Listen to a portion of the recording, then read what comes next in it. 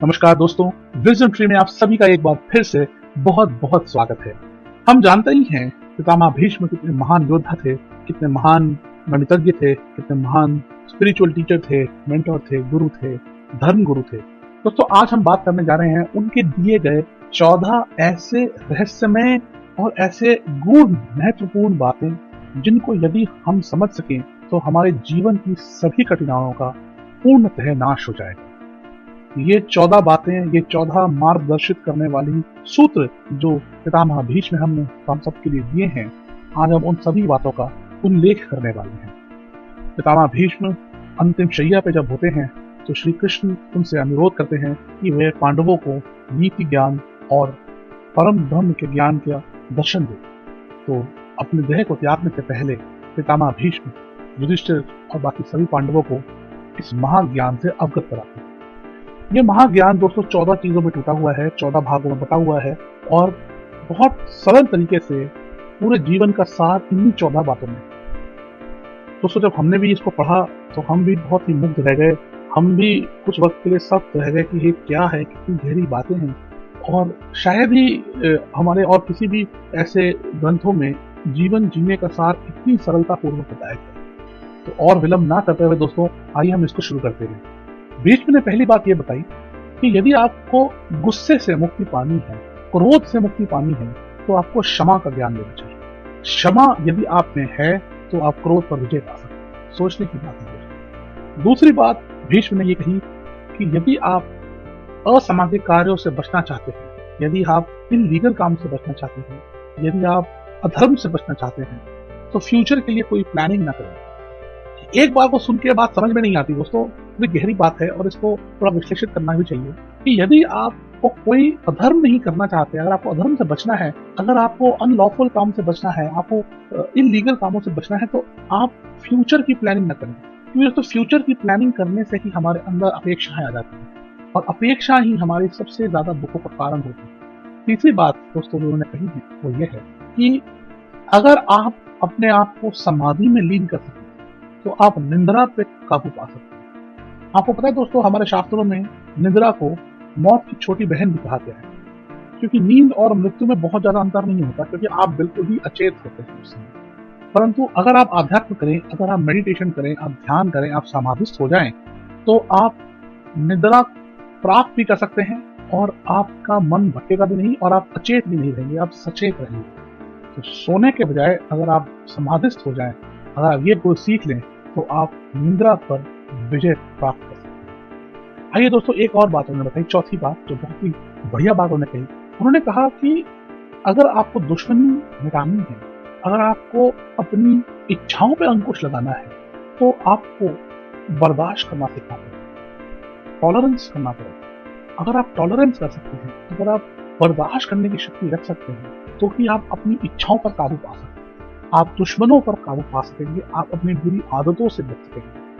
पांचवी बात वो कहते हैं कि अगर आपको बीमारियों से बचना है तो आप अपने खान पान पे काबू पा लेंगे। अभी कितनी सरल सी बात है दोस्तों, उन्होंने देखिए कितने 10,000 साल पहले लिखी गई ग्रंथ है महाभारत, उसमें ये कितनी सरलता से जीवन के सारे मुख्य समस्याओं का कितना सीधा सरल उपाय दे दिया। बस बात यही है कि अगर हम इसको फॉलो कर सकें तो क्या बात है, नहीं तो हम जी रहे हैं जैसे हम जीते ही जा रहे हैं। तो वो कहते हैं कि अगर आपको बीमारियों से मुक्त रहना है, हेल्थ के लिए रखना है, तो वो आप आसानी से अपने खाने पीने को काबू में रख करके उसको आप कंट्रोल कर सकते हैं। दूसरी छठी बात करके वो कहते हैं अगर आप अपने ऊपर नियंत्रण रख सके, खुद के ऊपर नियंत्रण, सेल्फ कंट्रोल जैसे हम कहते हैं, तो वो कहते हैं कि आप फिर झूठी आशाओं से मुक्त हो सकते हैं।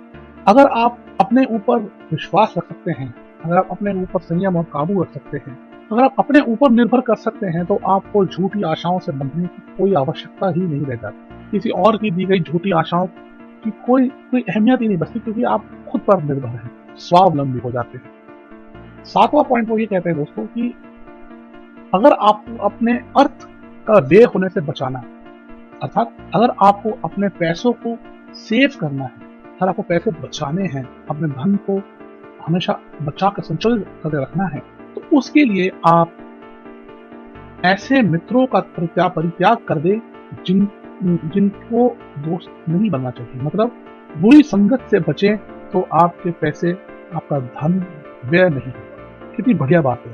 तो आप देखें, अगर आप ऐसे लोगों से घिरे हुए हैं जो आपके धन के लिए ही केवल आपके साथ हैं, जो आपके फेयर वेदर फ्रेंड्स जैसे हम कहते हैं इंग्लिश में, यानी कि जो आपके अच्छे वक्त के ही साथी हैं, वो आपके अच्छे वक्त के साथ रहेंगे और भगवान न करे कभी बुरा वक्त आ जाए तो सबसे पहले छोड़ करके जाने वाले यही वो लोग होंगे। ऐसे लोगों से बचना चाहिए, आपका धन कभी संचित नहीं होगा। 8वें बात वो कहते हैं कि अगर आपको भूख पे नियंत्रण करना है, भूख, देखिए सारी कितनी मेन प्रॉब्लम्स हैं ह्यूमन लाइफ की, कितनी गहरी प्रॉब्लम्स हैं, उनको कितने सरल उपाय उन्होंने बताए हैं। कहते हैं कि यदि आपको भूख से बचना है तो आप योगा की प्रैक्टिस करें, आप योगा का अध्ययन करें, आप योगा को सिद्ध करेंगे तो आप अपनी भूख पर नियंत्रण कर लेंगे। 9वीं पॉइंट वो ये कहते हैं दोस्तों कि ये दीन दुनिया से, ये दुनिया की चीजों से, इन मिथ्ये और झूठे अटैचमेंट से, लगावों से बचने का तरीका है इस ज्ञान को अच्छे से समझ लेना कि कोई भी चीज हमेशा के लिए नहीं है। अगर आपको लग रहा है कि आपको दुनिया में अटैच होकर रहना है, आपको नहीं कनेक्ट करना है, आपको नहीं पढ़ना है इस मायावी संसार के साथ, तो इसको जय करने का एक ही तरीका है कि आपका अंतर मन ये पूर्णतः पहचान ले, स्वीकार कर ले कि कुछ भी हो, ये सब सदा के लिए नहीं है। Nothing is permanent. अगर ये हम अंदर तक जान ले तो सांसारिक चीजों से, सांसारिक भौतिक चीजों से हमारा जुड़ाव कम करने में हमें बहुत ज्यादा सहायक हो सकता है। 10वीं बात वो ये कहते हैं कि अगर आपको सिचुएशन समझ नहीं आ रही, आप भ्रमित हो रहे हैं, चकित हो रहे हैं, आपके आसपास की चीजें, आपको सिचुएशन समझ में नहीं आ रही, आपको पता नहीं चल रहा कि रास्ता कहाँ से निकलेगा और आप पशुपेश की अवस्था में पहुंच चुके हैं, तो उसका सीधा सरल तरीका यह है कि आप अपने आप को मानसिक रूप से उठा लें ऊपर। मतलब आप उस सिचुएशन से उठ करके उसको टॉप व्यू से देखें, बिगर पिक्चर को देखें। तो ये कुछ इसी तरह से दोस्तों कि आप किसी भूल भुलैया में फंसे हुए हैं और आप हर तरफ दीवारें हैं और समझ में रास्ता कहाँ है, और उसको सिंपली उसको बहुत आसान तरीके से उसको सुलझाने का जो तरीका है वो ये है कि अगर आप किसी पता उस भूल भुलैया के ऊपर खड़े हो जाएं तो आपको सभी रास्ते, सभी मार्ग बहुत ही सहज और सरल तरीके से दिखाई देने लगेंगे। तो इसलिए वो कहते हैं कि जीवन के अंदर भी आपको ऐसी सिचुएशन में आप आ जाएं, कोई ऐसी पशुपेश में आप फंस जाएं, यहाँ आपको रास्ता ना दिख रहा हो, मार्ग ना समझ आ रहा हो, बहुत आसानी से आप बस अपने आप को उन सबसे डिस्कनेक्ट करके उस सिचुएशन से ऊपर उठ जाएं, उस परिस्थिति से अपने आप को आप उठा लें और उबार करके बाहर ले आएं, तो आपको एकदम से रास्ते नजर आने लग जाएंगे। 11वीं बात वो ये कहती है कि जो झूठे और ये बेकार के जो आर्ग्यूमेंट्स होते हैं, जो ये दलीलें होती हैं जो हम एक दूसरे को देते रहते हैं और बहस करते हैं, डिबेट करते हैं, जैसे आजकल हम कई बार टीवी पे देखते हैं, ये सब बहुत ज्यादा एनर्जी लॉस का एक सोर्स है। ये सब आपको पूरी तरह से थका देने के लिए, हताश कर देने के लिए और अपनी मानसिक शक्तियों को पूरी तरह से बर्बाद करने के लिए सारे सोर्स हैं। और इनसे बचने के लिए आप हमेशा तथ्यों की बात करें, तथ्य खोजें, लुक फॉर दी फैक्ट्स।